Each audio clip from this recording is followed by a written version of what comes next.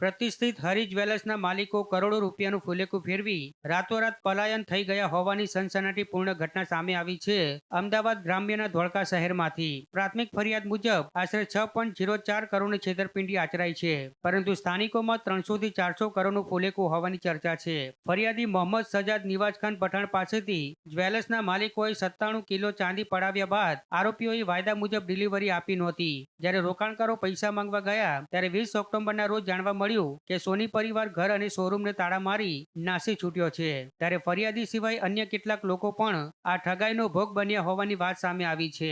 ધોળકા શહેરના કલીકુંડ વિસ્તારમાં પ્રતિષ્ઠિત હરી જ્વેલર્સનો આશરે 3 કરોડનો ભવ્ય શોરૂમ આવેલો છે, જેના માલિક ઘનશ્યામભાઈ ગુણવંતભાઈ સોની અને તેમના 2 પુત્રો છે। ત્યારે તેમના પર ભવ્ય શોરૂમ અને લક્ઝરી કાર બતાવી ઊંચા વળતરની લાલચ આપી રોકાણકારો પાસેથી લાખો રૂપિયા અને કિલોગ્રામના હિસાબે ચાંદી પડાવી લીધી હોવાના આરોપ લાગ્યા છે। ત્યારે ધોળકા ટાઉન પોલીસે ઘનશ્યામભાઈ ગુણવંતભાઈ સોની અને તેમના 2 પુત્રો યશ સોની અને દીપ સોની વિરુદ્ધ બીએનએસની કલમ 316(5) અને 61(2) હેઠળ ગુનો નોંધી તપાસનો ધમધમાટ શરૂ કર્યો છે। અમે ચાંદીનો વેપાર કરતા હતા અને આવી રીતે અમને લાલચ આપી અને પૈસા લીધા અમારા પાસેથી કે તમને ચાંદી આપશું કરીને પૈસા લીધા અને ના તો અમને ચાંદી આપ્યું ના તો અમને અમારા પૈસા આપ્યા અને આવી રીતે પબ્લિકની એમના પાસે મોટી રકમ થઈ, એમની દાનત બગડી અને આવી રીતે એ લોકો 3 જણા દુકાન મકાન શોરૂમ બધું બંધ કરીને જતા રહ્યા છે અને અમારા પાસે છેતરપિંડી કરેલી છે।